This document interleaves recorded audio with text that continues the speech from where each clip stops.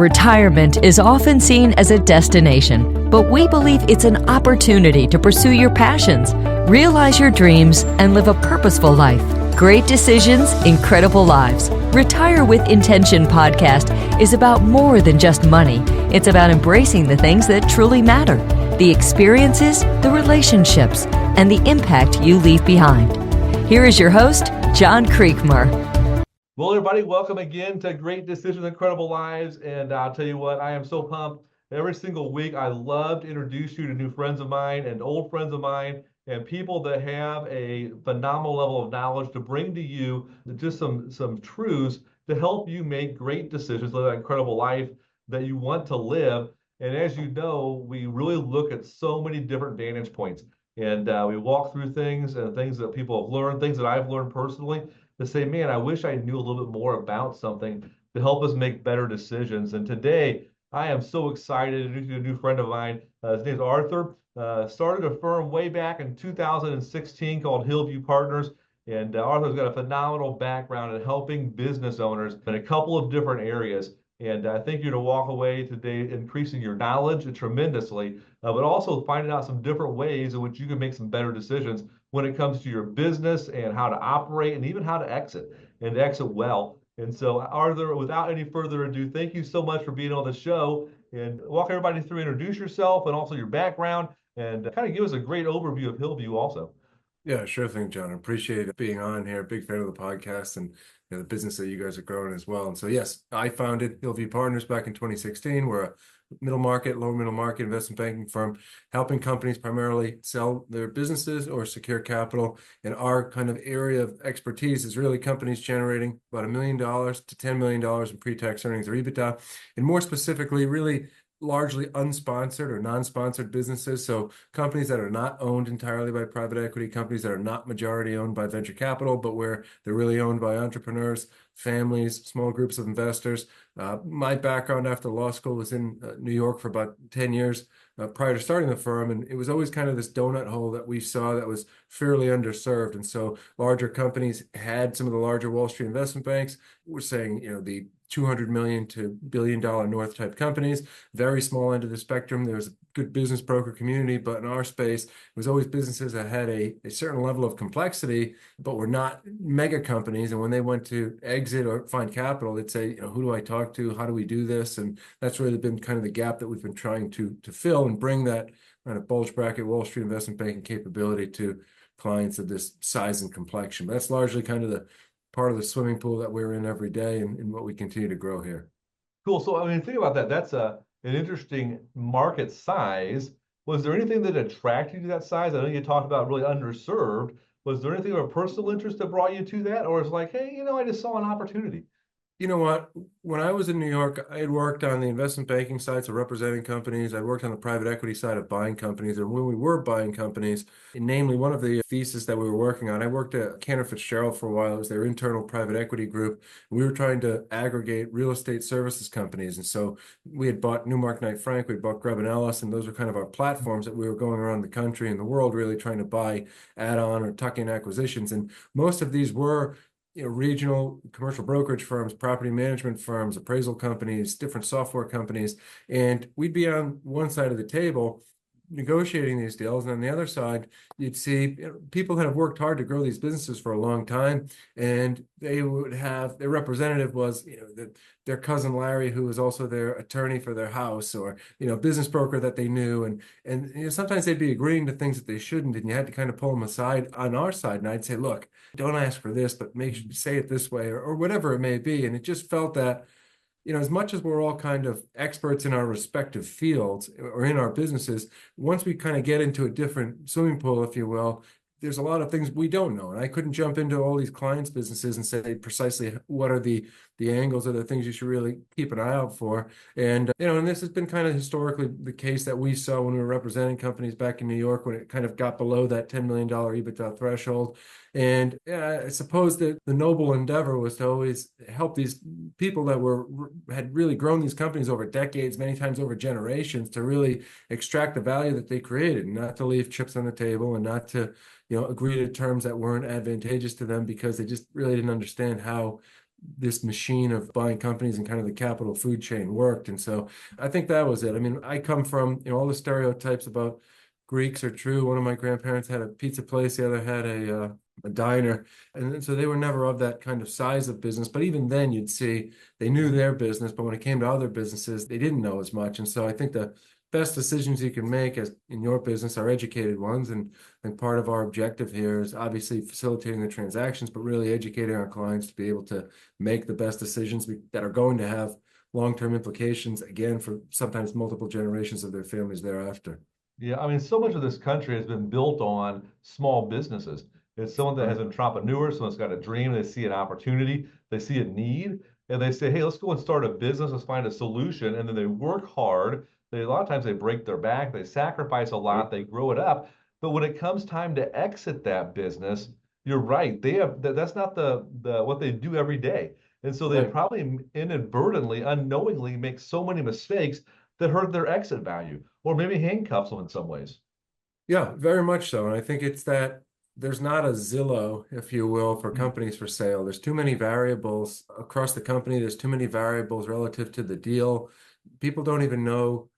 We always say the optimal way to sell a business is to have the right narrative to the right audience with the right process. And most people wouldn't know how to put that narrative together. What are the key points that should be highlighted and the things that should be discussed? And then how do you even access the market in terms of who are the buyers and who are the real buyers? Because everybody who runs a business gets emails once in a while from ABC Capital saying, hi, we'd like to buy your business and we can pay all the money in the world. But we say, one, you're going to get 5 or 6 of those over a year, not 200 of them. And then separating, colloquially, we say separating the prospects from the suspects is its own battle of who's real, who's not, who's actually got capital, who's just trying to lasso a deal. And so that's the mountain that we're able to, I think, climb with alongside our clients. You said right narrative, right audience. Do you remember the third one you just said? The right process. Right process. I'll tell you what, I think that's a great segue. Let's hop into a little bit. And so I know we have a lot of small business owners and a lot of different industries listening to the show. And so whenever we start walking through that right narrative, the right audience, right process, walking through that. And the big question is, how do I even begin that process? And so we're thinking about, first of all, how early should a business owner start preparing their thoughts, maybe, or preparing their company for a potential sale? And what are those initial first steps they should consider? Sure. So we always say, the best time to start something was a year ago, and the second best time is today, right? But really, it's the narrative has a lot to do with the definition of a company and being able to kind of how can you define a company? If someone told me once, whatever you can write on one page in simple English, you understand well, right? And so if you can define your business in a simple yet not cutting out the details manner, that's the way you know you have a powerful narrative. And so when we break down a business, we always say, I think this was a Marcus Lemonis quote, but people, process, product, right? And so what's the org structure look like in terms of who does what? What's the processes, right? And when we break down processes even further to say sales, fulfillment, operations. And then we say, what is the product, the service, the offering? What is it that you do that's better than everybody else? And if you can define all 3 of those things, usually that will, A, kind of crystallize the narrative, but B, it'll also highlight the deficiencies. And so if you say, okay, here's our people, here's how we break them down into those processes of sales, fulfillment, operations. And if you say, well, all of the relationships are with one person, all of the fulfillment hinges on one person, right? Highlighting those kinds of whether it's key man or woman risk within a business, that oftentimes tells you what you need to prepare against. And so what we say is if you can define your business, and this should be kind of an ongoing thing as you're running a company, if you can define all of these things and point out these weak points or Achilles heel, it allows you the opportunity to fix them. Because we always say is like, put yourself in the shoes of buying this company, and what would you point out as the deficiencies? And if they said, well, only one person has a sales relationships, well, we don't really have a structured sales process, well, there's a bit of randomness relative to the execution timeline.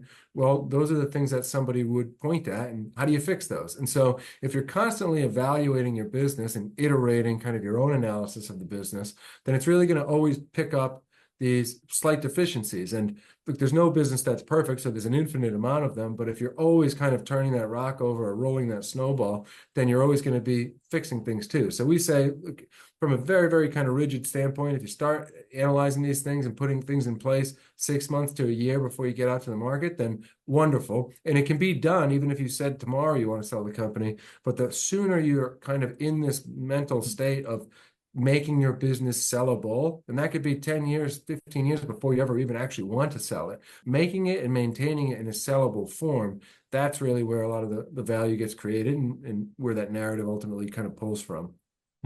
I'll tell you, that's gold right there, not just as far as in preparing the business to sell, but actually in evaluating and running those individual businesses on a continual basis is to truly define the people, the process, as far as in the product, as far as in every single step of the way. That should be done on a continual basis, Arthur, it seems like. And so we have no idea what the next day is going to bring, but all of a sudden, maybe you weren't planning on selling your business. And Right. something happened as far as in the market, or something happened as far as in health or with family, that all of a sudden you might need to sell sooner than what you had anticipated. If you have a continual thought of saying, hey, let's define people, process, and product, and let's identify those weak points, you're going to become a better manager of your business, ultimately increasing your sellable value, I would think. Yeah, absolutely. I mean, think of it like your house, right? If you wanted, it doesn't hurt to have your house in a sellable form at all times because you don't know when you're going to want to move, right? And so if you had, oh, well, I have to replace that ceiling and fix this and do that, and you've got a year's worth of kind of deferred maintenance in a home, it's the same thing with businesses. You don't want to have a backlog of 3 years of stuff that needs to get done because, again, if you then ultimately have to sell at some point or the opportunity is ripe to do so, you want to be able to be actionable on optimal terms whenever it is you decide to kind of hit that button. So what have you seen, Arthur? Whenever someone goes through and they define the people, process, and product, and they get those three defined, and it's done with a lot of intentionality, right? A lot of thought as far as in each of those areas. At that point, would they have a pretty good idea of that right narrative that they're trying to position? Is that where we kind of springboard then into creating that narrative? I think that's kind of the critical mass, the nucleus of that dialogue. And then from there, you can build forward. And so we always say, I'm going to start a lot of sentences. We always say, because we try to break everything down to these kind of good bite sizes. Sure. But when you're going out to the market with a business, you want to highlight three things. You want to highlight the fundamentals of the business in terms of what revenues it generates, what EBITDA or pre-tax profit it generates.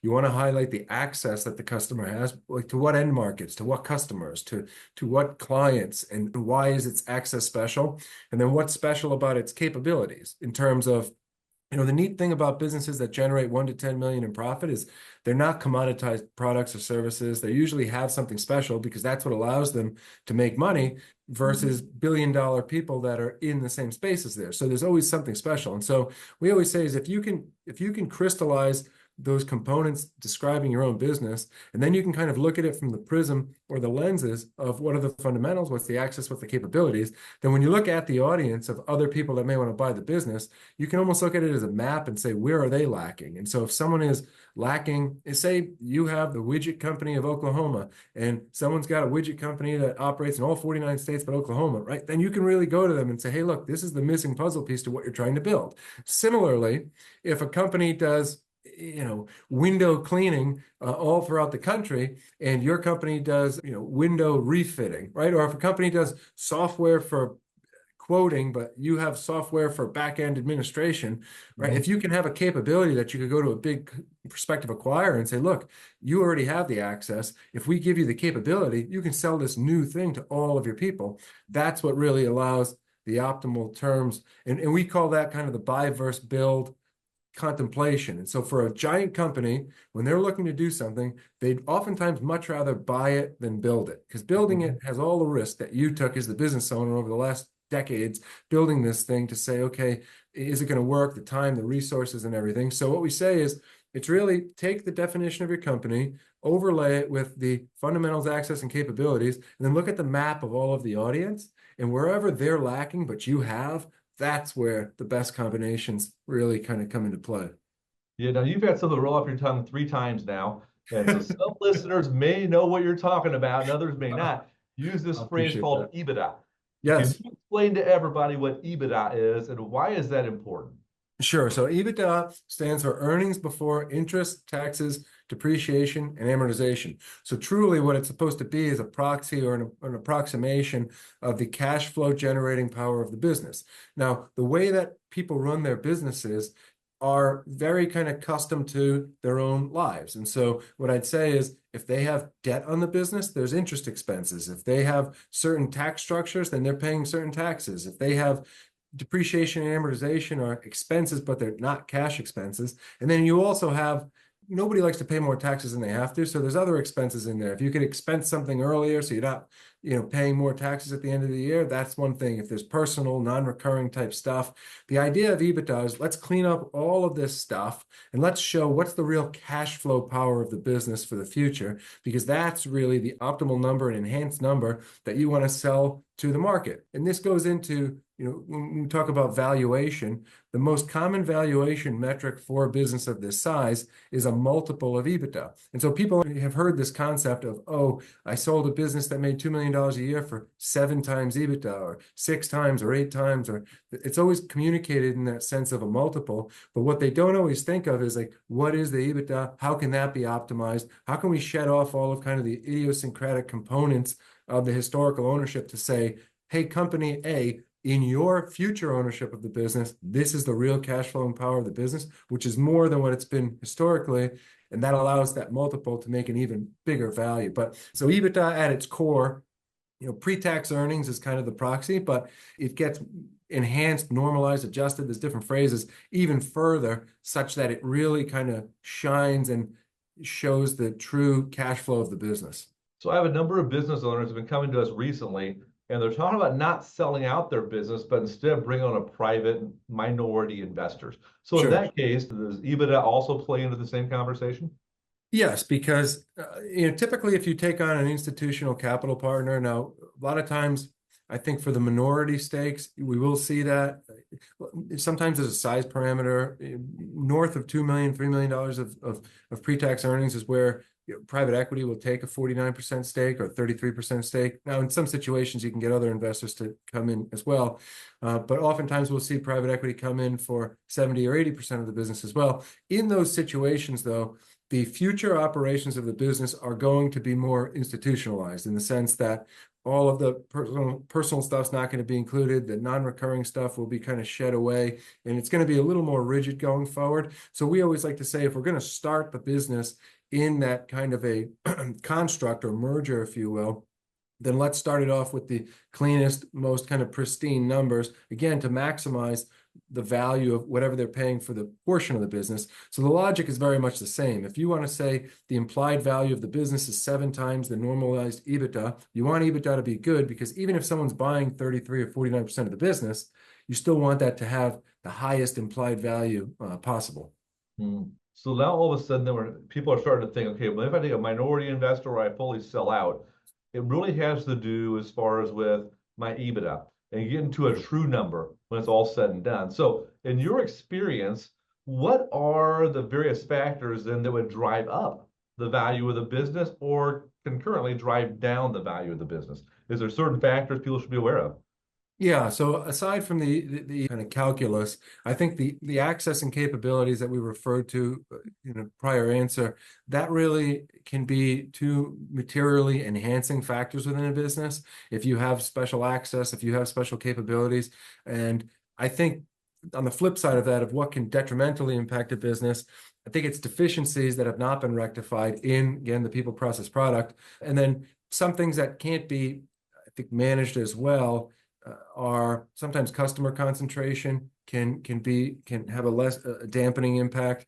Sometimes shorter duration of customers people can say, hey, are they going to stick around? Are they not? But we try to position those in a way to mitigate it. So if someone said, hi, I have a customer who's 50% of my revenue, we'll say, okay, well, let's show it to a company that has 200 clients in the same space, and they don't care if it's 50% of your revenue, because it's still going to be 1 out of 225 people to them. And so again, if you can find someone where your issue is not an issue to them, well, then it's not an issue.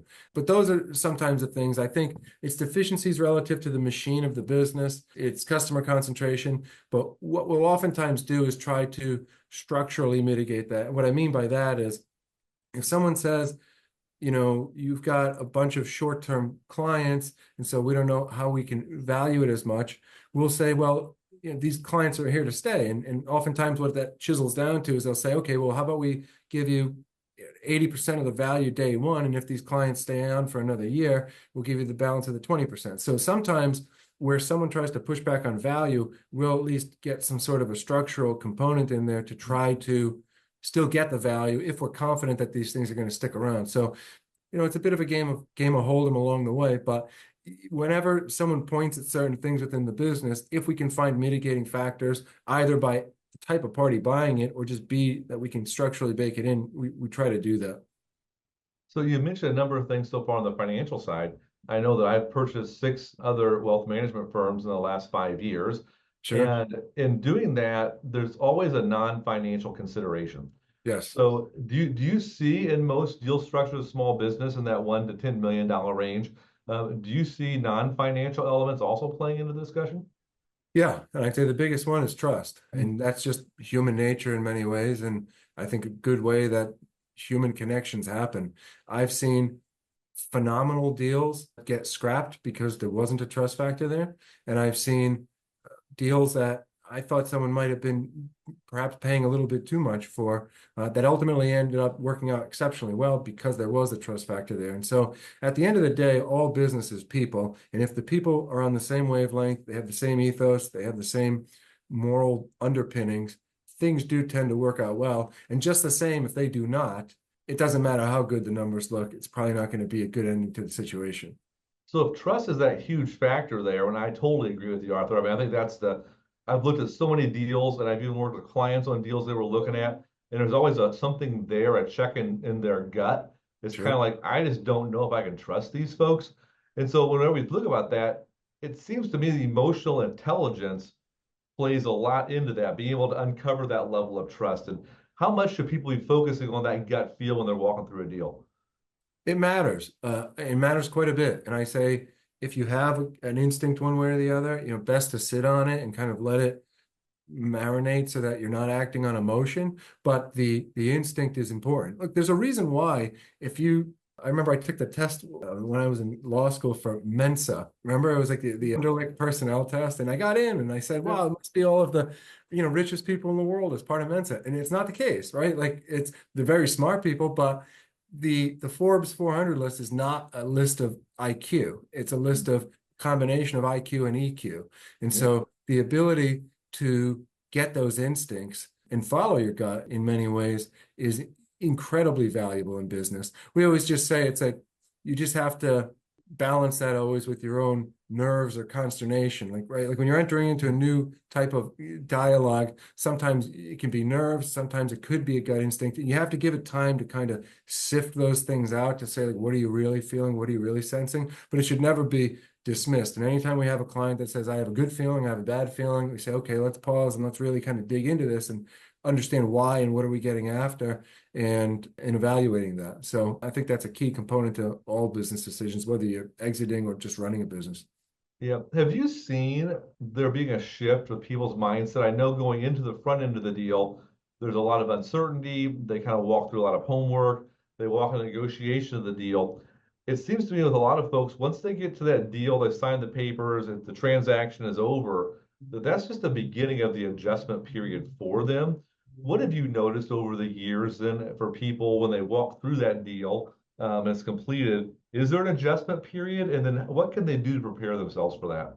Yeah, and it's a large part of what we do on the front end is we say, let's contemplate the future, right? And work kind of backwards from there. Like, what is the ideal future? What is it that we're trying to solve for? Because it was the old John Wooden quote of activity is not achievement. And so sometimes it's like, well, there's something to do. Well, there's someone who really wants to buy this. Well, there's someone that really wants to give us capital. And we say, well, okay, but does that line up with the long-term objectives for you as the person, as the family, as the entrepreneur? And that's really the key part is that if the transaction aligns with the long-term goals and the future state of being that you would like to exist in, well, then it's a good idea. If it's just something that this feels like something to do because there's an opportunity to do it, that's not reason enough to do it. And so I agree, because, for some people, they want to be retired or they want to go on to different endeavors. And for some people, they really don't. And this is a fun, exciting thing to contemplate, but at the same time, it's not lined up with kind of what they want to or don't want to do. And so we always say at the end of the day, after the deal is done and the dust settles and the music stops and the game's over, like,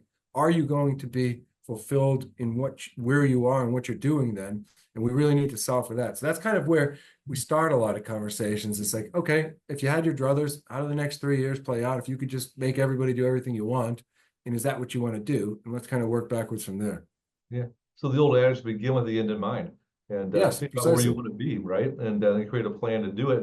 And we have a number of principles that we believe mightily here at Creekmur Wealth, and one of them is to be open to wise counsel. And Yes. so a lot of that then is begin at the end of mind, listen, partner with people like Arthur, and be open to wise counsel as it's given to you. And I was just thinking, Arthur, you on your journey, being on Wall Street and then with Cantor and walking through deals and then starting Hillview, and you've experienced a lot.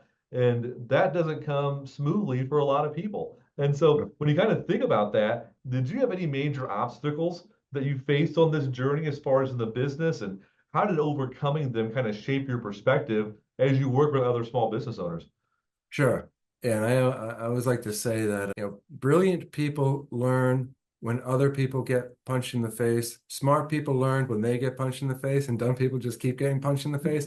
So I like to think that I've at least elevated to the second rung of that. Like, I still have to get punched in the face to learn a lesson. And I've taken, from the crooked nose, you can see I've taken a lot. But Sure. I think, the idea with our business, and what took a little bit of pushing, was to try to get these companies on the radar of the big organizations, because a lot of times large strategics have always kind of historically bought businesses from private equity, as private equity has consolidated a lot of things. And even big private equity would buy it from middle market private equity, from lower middle market private equity. And so when we talk to clients, we say, in order to kind of extract optimal value, let's try to leapfrog the food chain as much as we can. Let's see the biggest party that would have an audience with this particular business. And if we can get it in front of them and prove the merits of the business, that's where we're going to extract optimal value and structure and terms. And so I think in the early innings of our business, it was just, try to get, because people would say to us, they have a business that makes $3 million in profit a year, and they say, why do I need you? I'm going to sell it to Microsoft. And I said, great, pick up the phone, call up Microsoft and see if they want to buy it, right? Because it ain't that easy, right? And so, because we knew it from all the years of us calling up the corp dev guys and saying, no, you got to look at this, you got to look at this, and them saying, oh, it's too small, it's too this, it's too that. But us, when you can really crystallize that narrative again and really get it to them in a punchy format, not the 65-page pitch book that talks about trends in the industry that they already know, but really saying why this opportunity is special to them. That's where you get the uptake. And now that we've done it a couple hundred times, we have the reputation. So when we make these phone calls, whether it's to Oracle, Amazon, McKinsey, Microsoft, whoever, to their acquisitions teams, like, they take the call and they say, okay, yeah, what do you got? What are you looking at? What do you think? Why does this fit? And they'll listen to our narrative. So I think early innings with our business, we really had the concept of not selling businesses horizontally. We try to avoid selling a business from Bob to another Bob, right? We want to sell it from Bob to private equity, from Bob to the strategic, or whoever it may be. But that whole concept of moving up the food chain in the transaction was one that definitely came with its bruises and scars along the way, but ultimately has proven out. Yeah, I'll tell you, I love that. That makes so much sense to me. And every time I talk to someone, they try to sell from Bob to Bob, invariably it falls apart in some way, or it doesn't hit expectations. And so working with a strategic partner like yourself, it adds that extra value on saying, hey, we could probably work on a better deal and done in a better way by kind of looking up the food chain. So that's phenomenal advice. And Arthur, all of a sudden I realized we've gone 30 minutes here. It's kind of crazy how fast time has gone. Hey, I always like to ask a question from everybody. Our podcast is really called, we help good people make great decisions to live an incredible life. And so when you think about that definition of an incredible life, it's unique to everybody. Everyone defines that differently. How would you define that as far as where you sit today? And then how has that changed over the years? I would say it's faith, family, health, and wealth, in that order. And I Well, think you learn over time the importance of that order. I heard a good speech one time, and the guy said it better than I could. And I don't know what he was the CEO of something, but he said, life is a juggling match, and you're always juggling different balls. And some of these balls are family, and some of these balls are faith, and some of your integrity, and some is business. And most of these balls are made out of rubber. You drop them and it bounces back up. And what I've seen is that the sky never falls in business, right? Like, yeah, some things work, some things don't work. You keep muscling through, you never give up, and ultimately it works out. But there's other balls you're juggling that are glass, and you can only drop them so many times before they don't come back and they shatter. And so what I'd say is that's what, for a good life, for fulfillment, I think you have to pursue, we're made to be at war. You have to pursue everything viciously, but I think you have to have the priorities in order and really kind of keep those close to you, and keep some of the devil out of you while you can along the way. I love that, Arthur. Arthur Petropoulos from Hillview Partners. Everybody, all of Arthur's contact information is in the show notes. Make sure you check it out. If you have friends or yourself going through with your small business and trying to figure out, and you fit in that category that they really focus on, you're trying to figure out what are next best steps, I'd encourage you to reach out to Arthur and make a connection with him. Phenomenal resource for everybody. Arthur, thank you so much for spending time with us today. Appreciate having you here.